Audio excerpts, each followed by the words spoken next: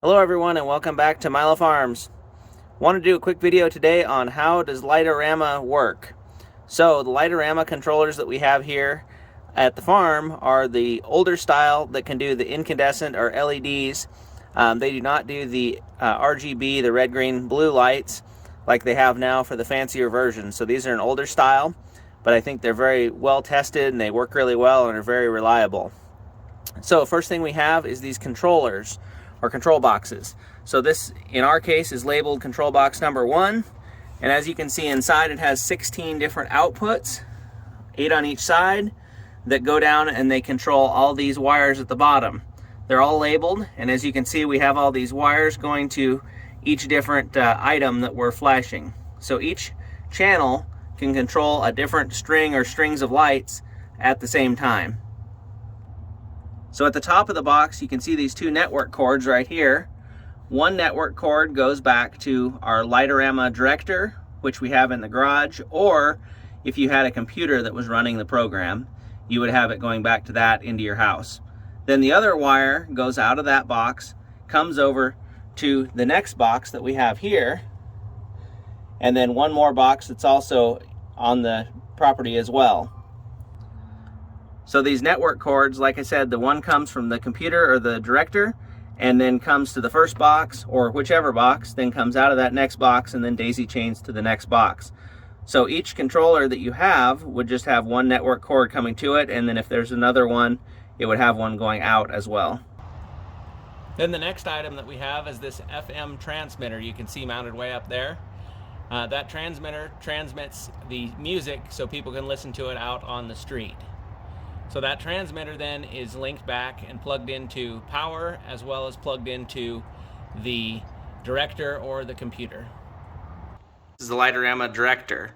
You can see this green cord that's leaving goes to that box we just looked at, and then you also have the audio output going to the FM transmitter. Lastly, at the bottom here you can see the SD card. That's where all the information is stored for the programs.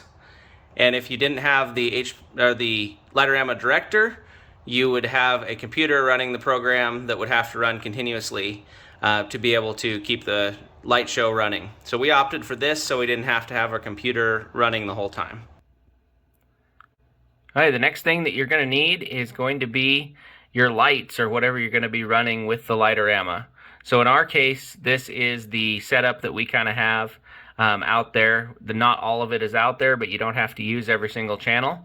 So you can see controller 1 over on the left hand side there has the tombstones, and they're labeled 1 through 5. We also have those outputs tied into the lights out on the street on the fence. Then we have the two pumpkins there, output 6 to 8 and 9 through 11 on controller number 1.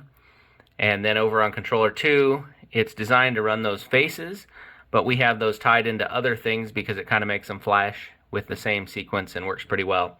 So you don't have to use all the outputs, you don't have to use them for exactly how they're programmed, but you certainly can. Okay, so here is the programming side of the equation, and these sequences that we purchased them from Wow Lights, all pre-done, and then we added a couple things to them to run the smoke machines. So what you have here at the bottom is you have all the different outputs. You can see here it's labeled controller 1 output 16. That's our smoke machines that I've programmed in, but then we have all the rest of these are all the things that are programmed in tombstones and pumpkins and so on. So each one of these spots out here is what it's programmed to do. So you can see here it starts at 100% and then ramps down to 0, each one of these. And then as it progresses along, it does different things to make it flicker and that sort of thing. So you can purchase these sequences all pre-made, or you can go ahead and make them yourself. So let's take a look here. And then the other thing that it does is you have your preview up here at the top. So you pre-make your preview with all your devices, and then when it plays through, you can see all the different things.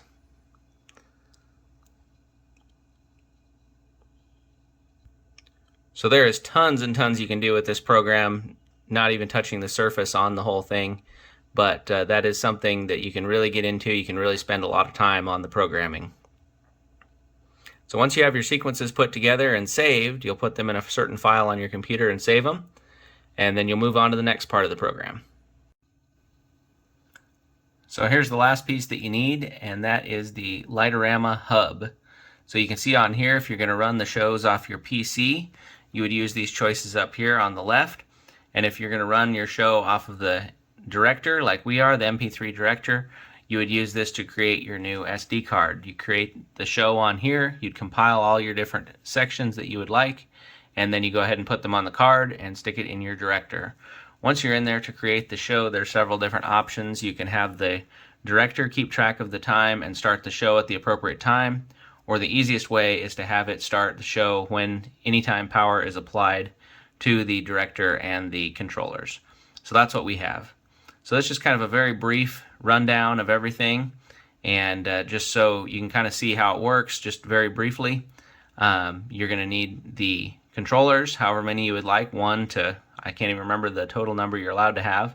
Then you're going to need the software to do the programming, and you're going to need some kind of lights that you're going to be running or different outputs. So I hope everybody enjoyed the video. Remember to like, comment, and subscribe, and you can't finish a project without getting started.